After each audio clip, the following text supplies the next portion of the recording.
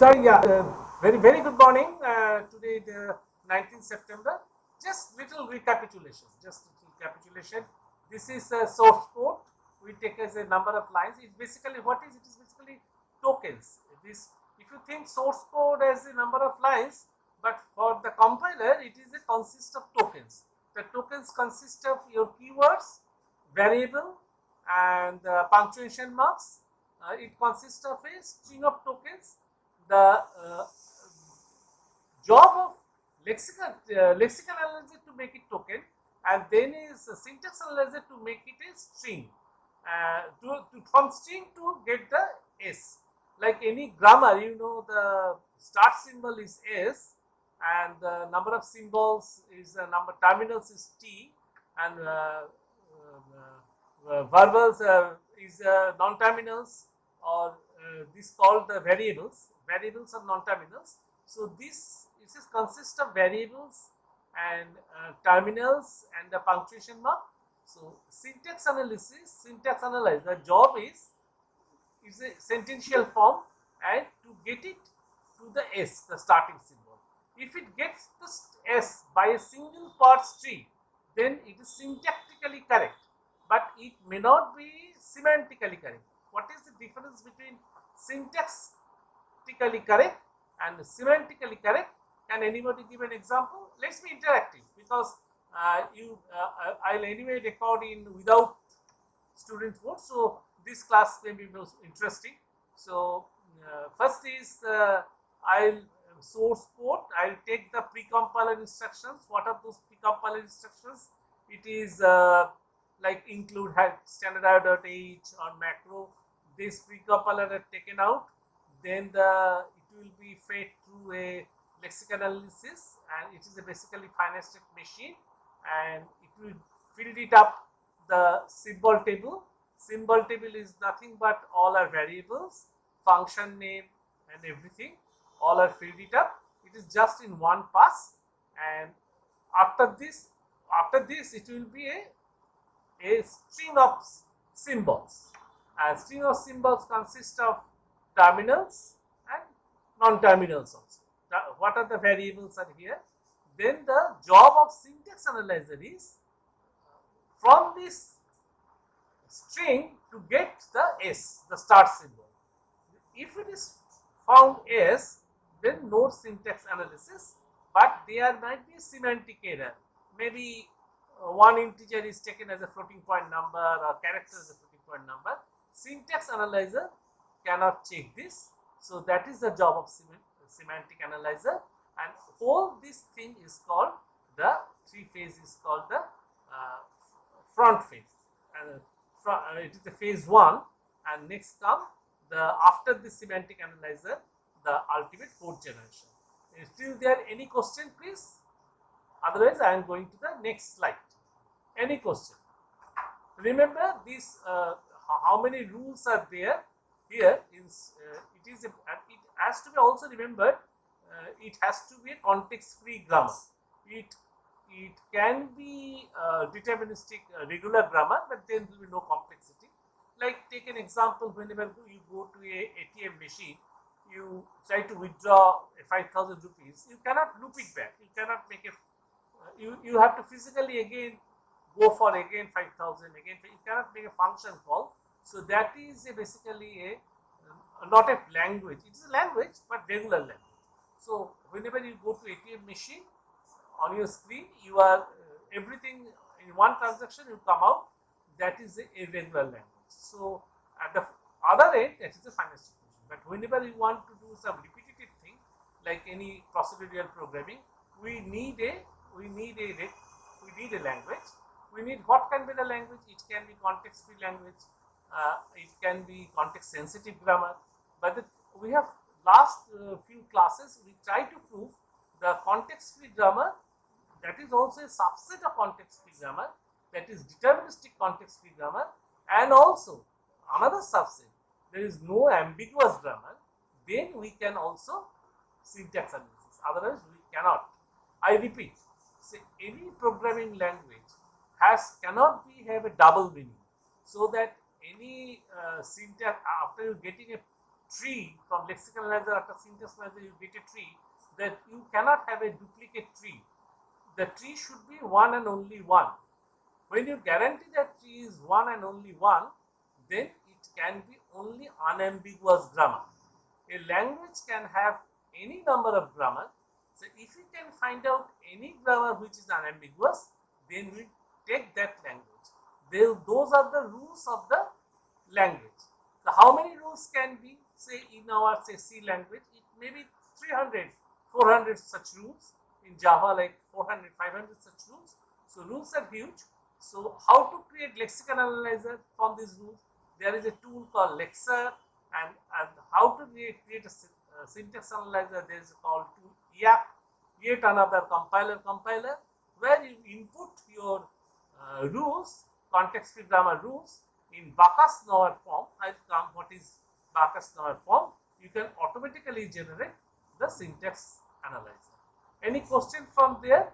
So then the semantic analyzer, here you get some errors. If it is no error, that doesn't mean the program will work correctly. The program might have logical error, program might be some looping around, program can have some real value goes to integer or string goes to this thing. Those has to be checked by the semantic analyzer. But most toughest portion is the syntax analyzer. That is called the parsing, and there are two types of parsing I have told last time. One is top-down parsing and another is bottom-up parsing. What is top-down parsing? That is, we humans generally think, we try to, excuse me. Yeah, what is top-down parsing? Top-down parsing is, we try to get the source symbol S, and whatever the rules are, we are seeing the target sentence, we try to match the symbols, we try to match the rules from the left hand side. So that is always a top-down parsing, we human think. Like our all language also, that's the top-down. And what is bottom-up parsing?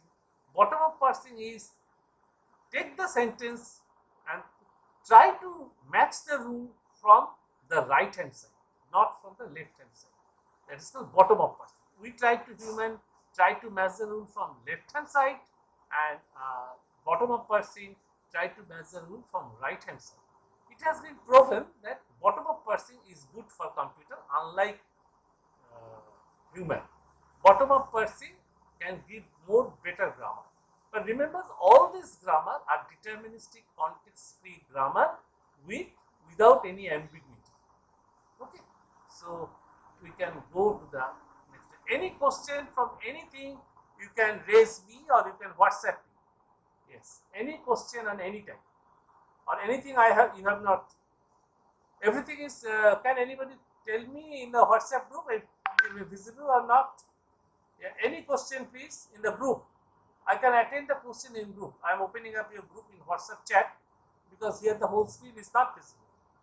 Just say anything, any question, or I say go ahead. You understood? Please say in your WhatsApp. Okay. Thank you.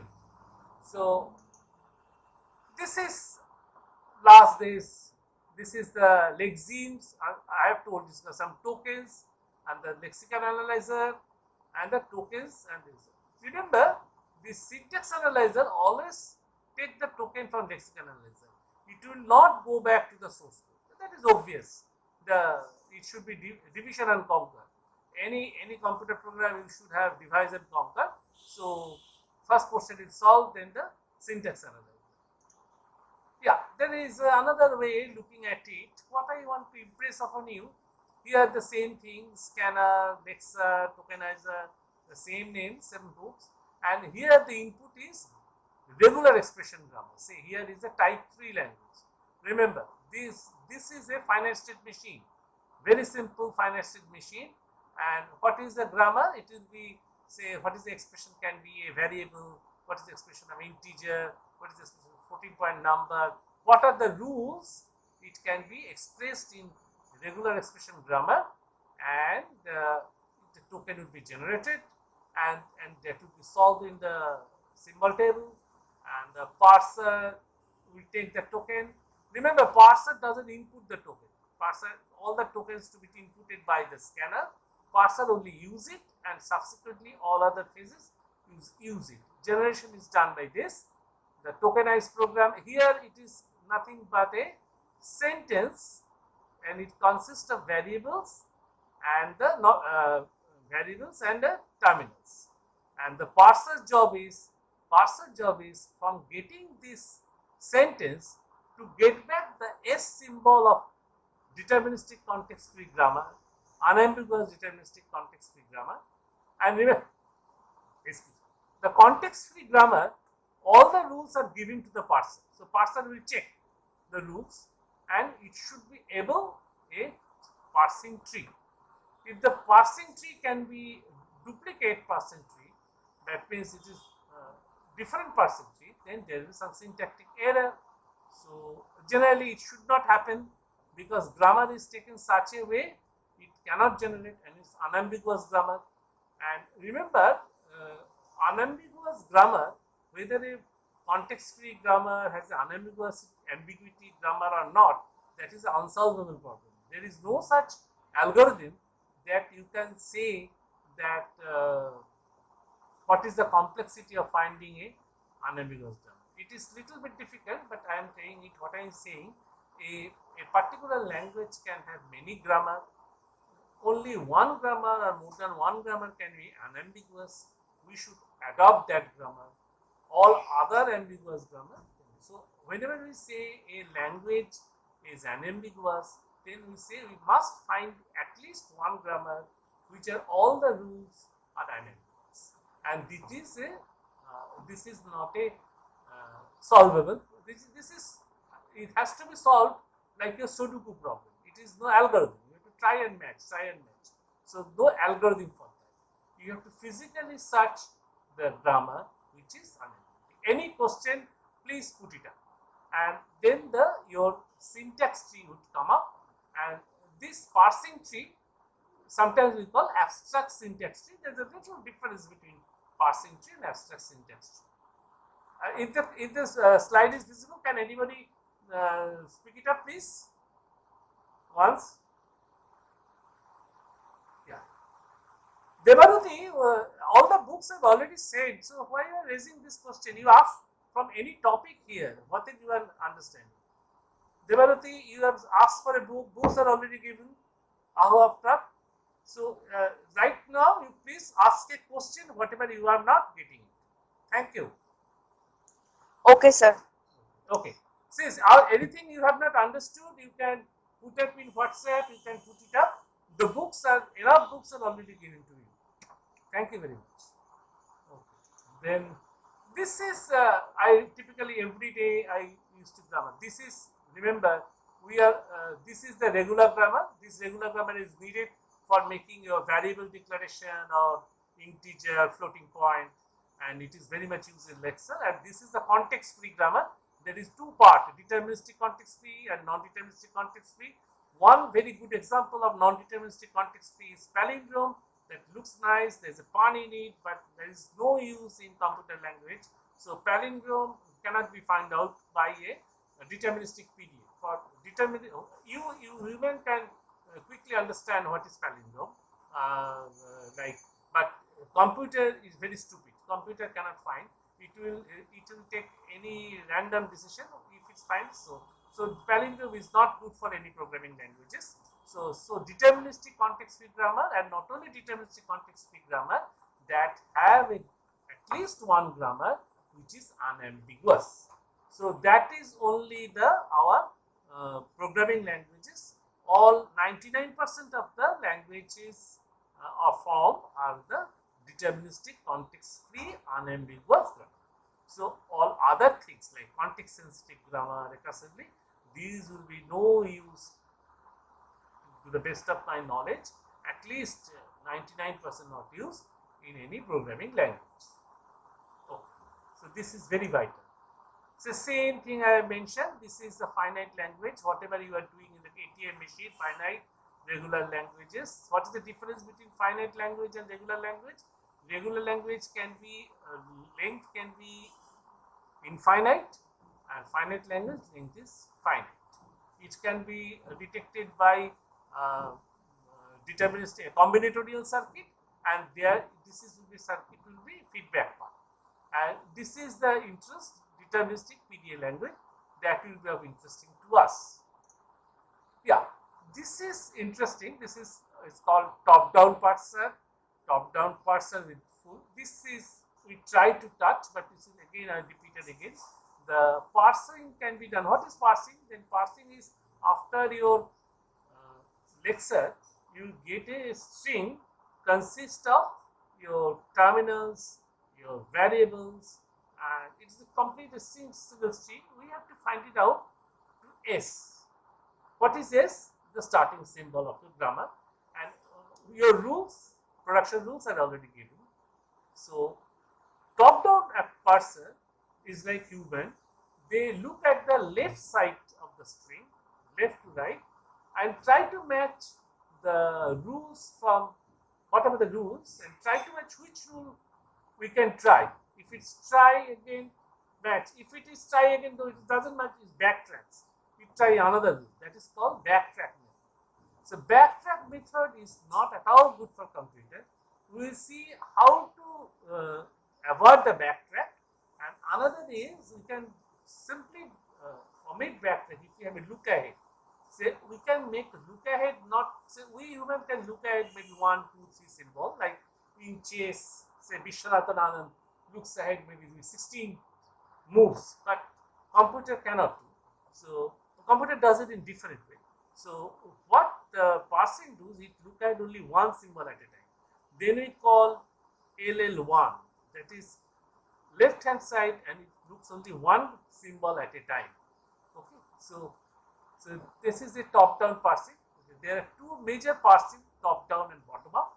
In top-down parsing, you start with the start symbol, apply the productions until you arrive at the desired string, correct?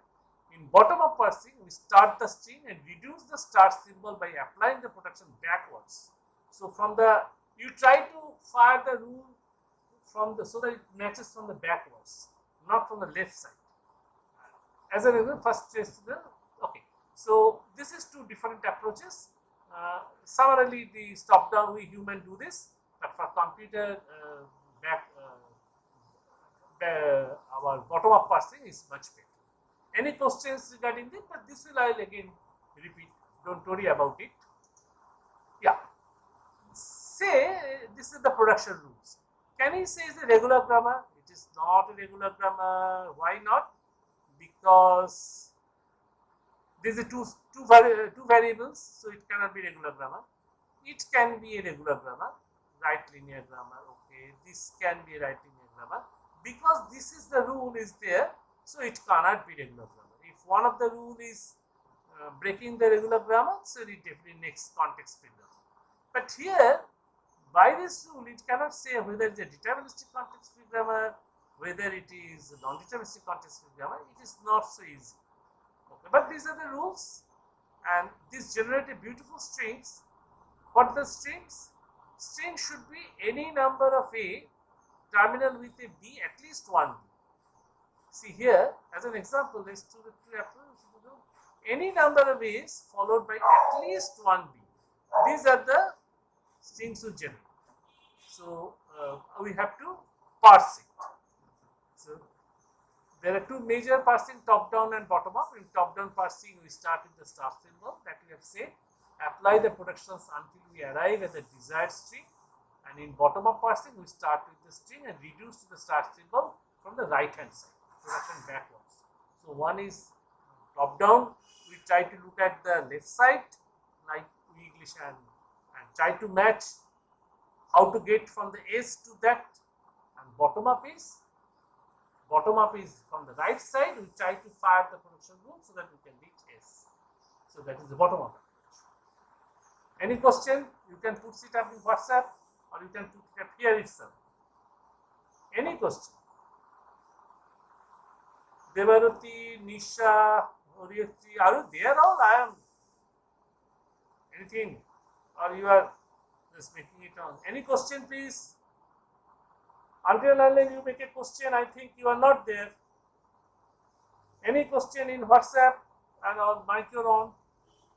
Please question, otherwise I will not take you that you are listening to it. If you don't have question, then you say no question. In WhatsApp or in mic. Yeah. This is a live class.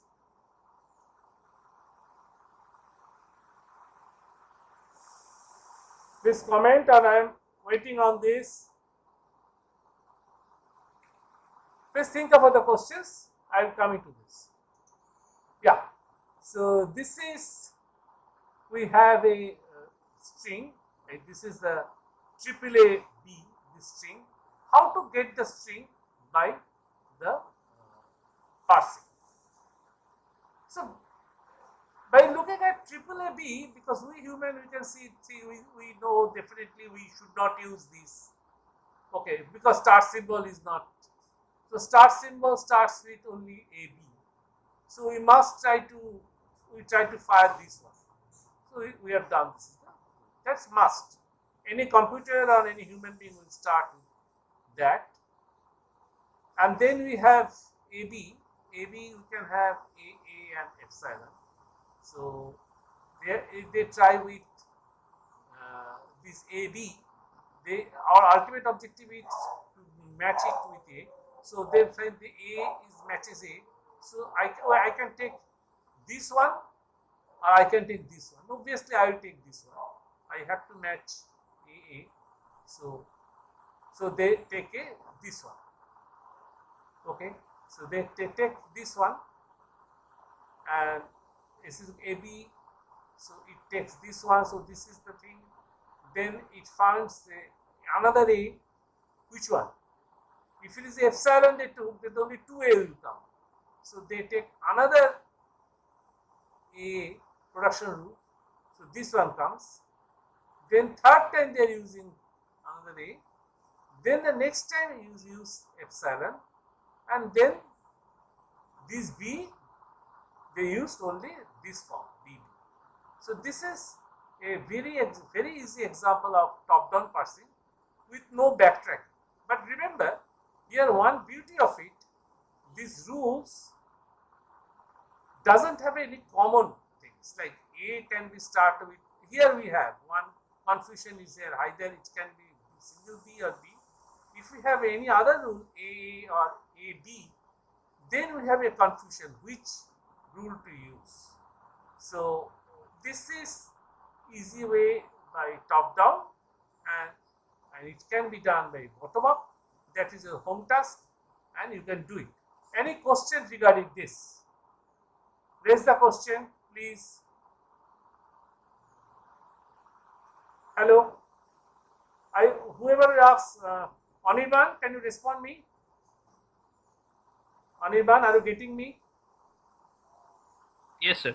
Yeah. Any question, please? Any question? If you don't question, any question from anything from compiler? Yeah. Yeah. Question, Disha, Orietri, Atrey, Akash. Any question? Devaruti? Okay. We can go to the next slide. So this is the backtracking. Backtracking, I say, whenever you get a stuck, getting the rule, you stuck, that there is no possible way you cannot parse, then you go back to the previous state, you forget, then you try another rule. That is called backtracking.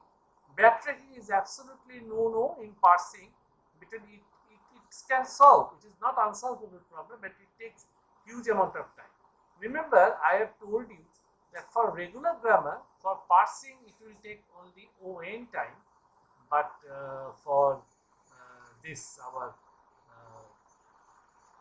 deterministic PDA, it can take ON cube time. But ON cube time is totally unacceptable for any kinds of parsing. So this all by clever arranging the rules, we will take it the ON, that is as a linear grammar.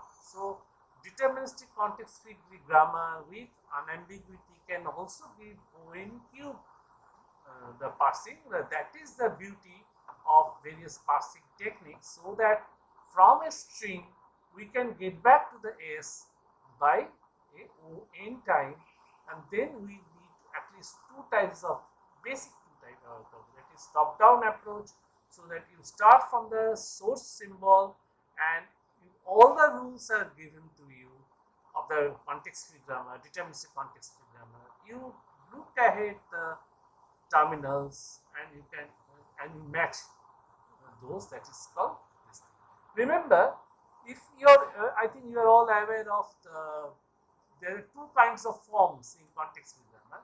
One is Chomsky's normal form and another is Greivak normal form. Chomsky's normal form, what it says, the left hand side should be a single variable, right hand side only two variables or a single terminals. And what the Greivak normal form says, right hand side must start with a terminal and any number of variables or a single terminal. And what is S grammar says? S grammar says is a Greivak normal form, but the starting symbol, the terminal, should be only one. So if it is an S grammar, then your parsing can be done ON, because your any rule start with a single terminal, which is only that type of rule.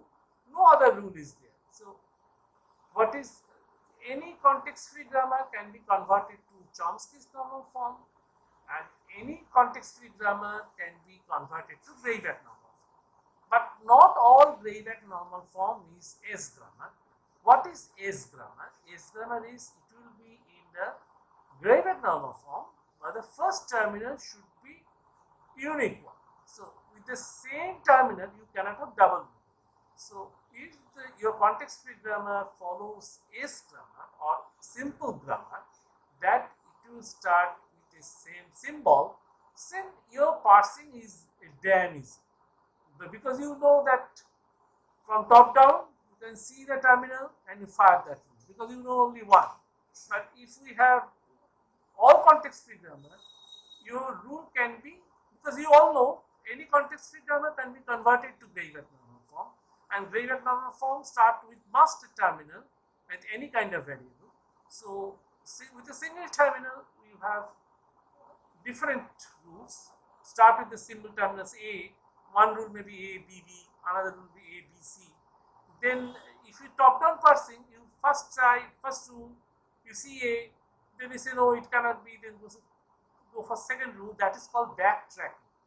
Backtracking, it will never solve the problem. It can go to a loop and it cannot be solved the problem in time. So backtracking, we must avoid that. The various techniques how we can make backtracking. First of all, your context free grammar rules has to be better. That means there should not be any left recursion. So left recursion means same variable comes again and again, then it is difficult, and your parser should be one symbol at a time. Yes, anything, any question please? Any question? Let's be interactive, please, to ask a question in WhatsApp. Anirban, Akash, you are here? Akash is there or not?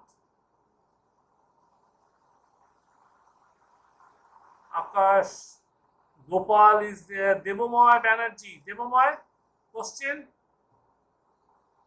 Devamoy, any question please? Make your mic on. Devamoy, make your mic on please. Nisha, make your mic on. Nisha. Are you getting me? Please, sound is there or not?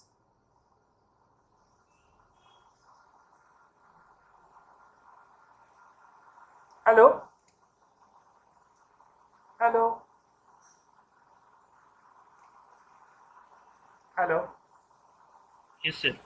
Yeah, please respond. Why are you taking too much time? Yes sir, no sir, is there any question, Audiban? Any question? Any question? Sir, cannot hear properly. So then your network is a problem. I have a network problem. So you can put the question in WhatsApp, please. What's your name, please? Yes? If you cannot see properly, then check your network connection. Okay. You also check. I also might check. So let's others can try, and you put up your question and in your WhatsApp. I'm seeing the WhatsApp. Nisha, can you tell me WhatsApp? What is your status? Whether listening?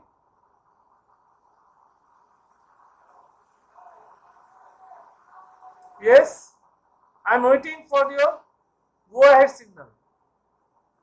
Yeah, but Lisha, can you speak please? Thank you. You got your answer. Can you microphone and what's this? Okay, I am going to next stage. Yes, yeah. Okay, I am going to. The parsing of arbitrary context-free grammar is ONQ, so it is not acceptable. So all our compiler, we designing deterministic context-free grammar with unambiguity to parse it ON. That is the beauty. So linear type parsing, that is the objective. There are two types of parser, LL parser and LR parser. LL parser means top-down parser, LR parser is bottom-up parser. What is L means here? L means left to right, leftmost derivation. That is LR parser, LL parser, sorry. This is top-down approach. What the LL means? L means left to right, like we humans are always doing the left to right, unlike Urdu. So left to right and leftmost derivation. This is the LL grammar and top down. You see that most of our programming language is not LL grammar because LL grammar is too restrictive grammar, and most of the common programming framework you cannot fit in LL grammar. Then the LR parser, that is left to right but rightmost derivation. We try to go to the top, that is the bottom-up parser. For computer, it is much easier. That is the more example of. Then another terms you can always see. So LL means top-down parser. First L means left to right, and second L means left rule first. Try to. This is the LL, and LR means from last term means from try to maximum round. And what is one means you look at only one symbol at a time. It may be terminal, it may be variable, only one symbol at a time. So LL is the simplest grammar. You can do some useful programming. If the predictive parser construction of grammar leads to a parse table, the LL, this is the one symbol look ahead. Let us see the LR1 is one of the better grammar than LL1, and LRK grammar, that is you can see K look ahead, that is the most powerful grammar. If you can see K symbols, K may be 1, 2, 3, they are more powerful. LL1 is more powerful than LL0. LR1 is more powerful than LL1. LR1 is more powerful than LL1. So you see this.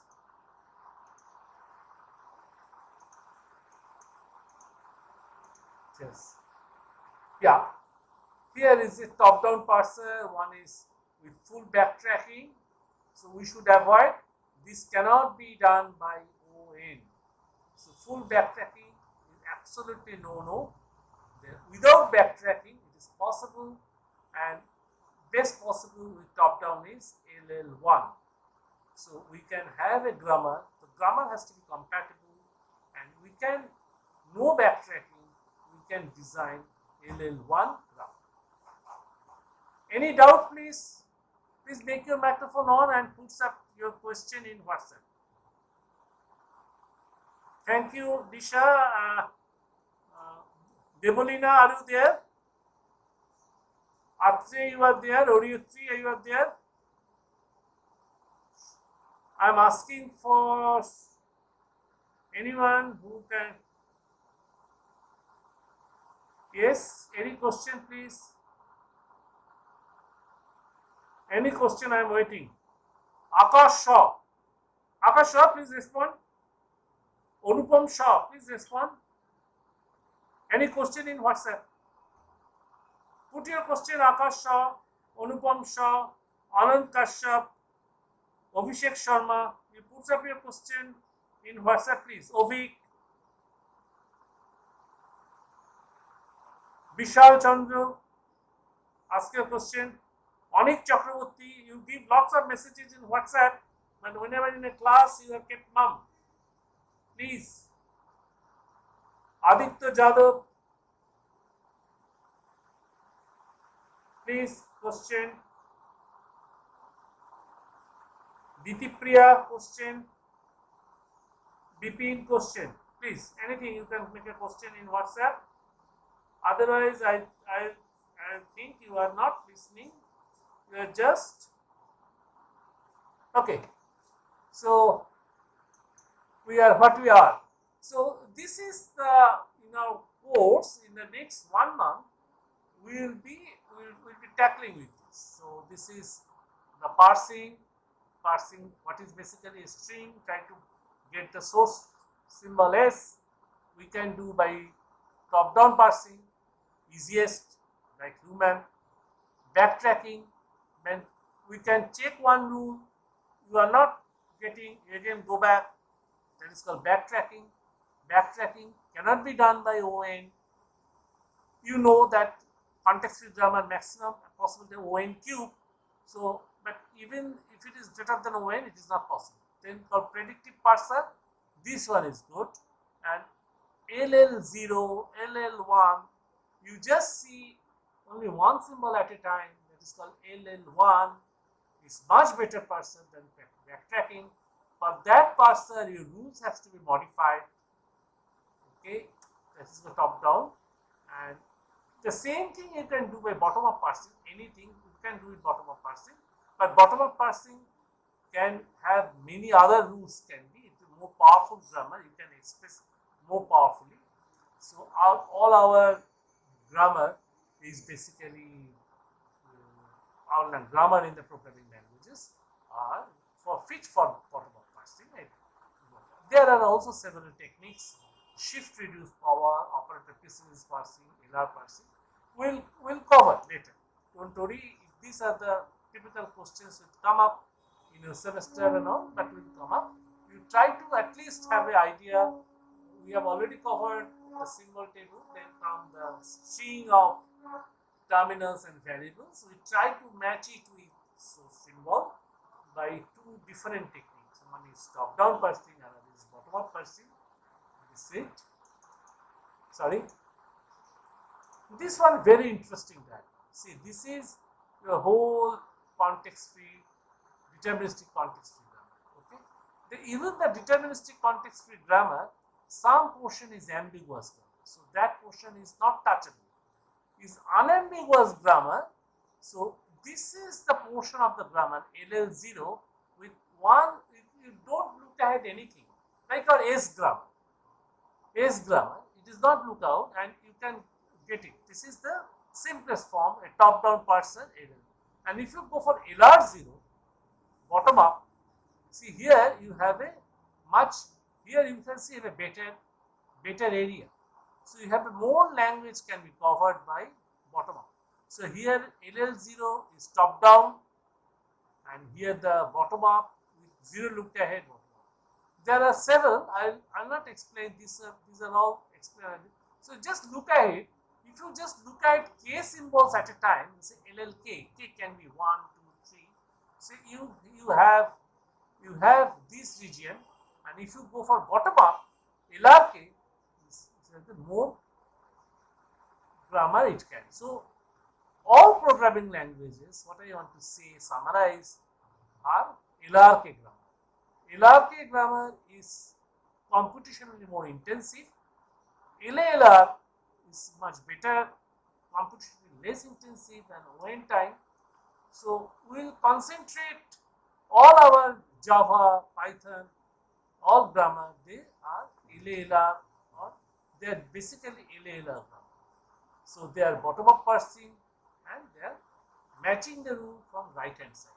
But you cannot understand LRK, LR1 if you cannot understand LL0 grammar. We first concentrate all our energy in the next few classes to try the top-down parsing, then we will go for bottom-up parsing. Why? Because most of the languages are getting at the bottom-up parsing. Unlike human, we are always, so our thinking pattern and computers, whatever computer we have designed, they are not suitable for our thinking. We generally think from the top down, we generally think better bottom. Any question, please? Turn your microphone on, ask a question. So this is, you all know, again and again, we are mainly focusing here, type 2 grammar. Just a little recapitulation. This I have already covered. This is very interesting. Again and again, it will haunt you. Why non-deterministic computation power sometimes give extra power, sometimes do not give extra power. Say non-deterministic computation, from if it goes to finite state machine, that doesn't give any extra power. We can convert any non-deterministic finite state machine to finite state machine, but it will create havoc for PDA. You know, a non-deterministic PDA can detect palindrome, but a deterministic PDA cannot detect palindrome. So this has more power, and this is not at all realizable by, it can be realizable in a Turing machine, that is much more better. So this is a non-determinism, is a favorite chapter, it will come again and again in your computer science career. Here it is basically we are here, deterministic context free language, it is A to the power n, B to the power n, or parenthesis languages are two famous examples of DPD, and here you can have a unambiguous grammar, and this is non-deterministic context free language, it's called type 2. Both are type 2 as per Chomsky. This is a palindrome and it is all ambiguous grammar. So that is, your programming language are only consisting of this and only unambiguous grammar. Yes, this is I have already covered. This portion I have already covered again and again. ONQ is not at all acceptable. We try to make it ON through different parsing algorithms. This is already covered. Yeah, this is a deterministic context free grammar. It is, you see, only one parsing tree is possible, so definitely is unambiguous. If you can find only one parsing tree, like this is A to the power n, B to the power n, so it can be done by, so you cannot draw a different parsing tree. So that is definitely unambiguous and is good for programming languages. Yes, this is a basically sentence and noun phrase. This is the rules of a sentence. See, SRC teaches automata, or SRC teaches compiler. Is a absolutely because SRC is a proper noun. Teaches is a verb clause. Teaches compiler, so it is a verb clause, and with a verb clause. But even compiler teaches SRC, correct? It is a syntactically correct, but it is not semantically correct. What I want to impress upon you, what is syntactically correct, what is semantically correct. See, both the sentences, SRC teaches compiler design, and compiler design teaches SRC. Both are syntactically correct because SRC is a proper noun, compiler is also proper noun, teaches SRC or teaches compiler design is a verb clause, so they all obey the context free grammar, but the compiler designer teaches SRC. This, though it might be true, but it is not semantically correct. So the semantic portion, the meaning of the program, whether there's some logical error, whether there's an infinite loop, these things are not checked by our syntax analyzer. So it should be done by semantic check. All three makes up the front end of a compiler design, and we will concentrate next 1 or 2 classes. We will wrap up all these things. Please ask a question. Anything you have not understood. Anything you have not understood. This is the parenthesis grammar. This you all know. This is how to create parenthesis grammar. This is parenthesis grammar is always, you cannot have a different tree, so unambiguous. It's good for, so you see lots of parentheses in your C program. In Python it is not there, so it is content, unambiguous. And in the last I asked a question, everybody should ask a question, otherwise the class will not never end. Ask a question one at a time. Please ask question. Make your microphone on. Ask question, please. So designing context-free grammar. This is from Michael Sipser book. This ambiguity which should not be there, should not be there, should not be there. We can remove the ambiguity by use of parenthesis. I might do this next few classes. It is done of FSM. It is done by earlier this thing. This is Chomsky's normal form. What I have said, any context-free grammar, it should be converted to Chomsky's normal form or Greiber normal form. Left hand side is single variable, right hand side two variable or single term. So this is Chomsky's normal form. Yes. And this is Greiber normal form. Okay. It's terminal. And S grammar is all the rules terminal should be different. So by looking at this symbol, you know which rule to fire. So that is a very good example. Even not LL0 grammar, LL0 you don't have to look at, and or LL1 you have to look at only one. Sorry, only one, and top-down grammar. That is easiest, but unfortunately, not all programming languages cannot be put in S grammar. Okay. So let's what we have done. Summarize a quick thing. We start with what we have done today. We have already frozen up this portion. Lexical analyzer, we all know this is nothing but creating tokens, and it can be done by a finite state machine. And remember, the pre-compiler directive will not be token. The token will be the keywords or variables, floating point, and also the function name parameter. And after the lexical analysis, a complete sentence will come up. The sentence consists of the variables. The sentence consists of this operator like plus, minus, division, modulus. That has to have meaning. That should not have a double meaning. So that has to be checked by a grammar. The syntax analyzer does it. Its input is one of the input is this sentence, and another input is the context-free grammar rules. They check whether it is. If it is passed through, then it goes to the next stage. If it is not, you will get some error. You are getting the errors whenever you run GCC.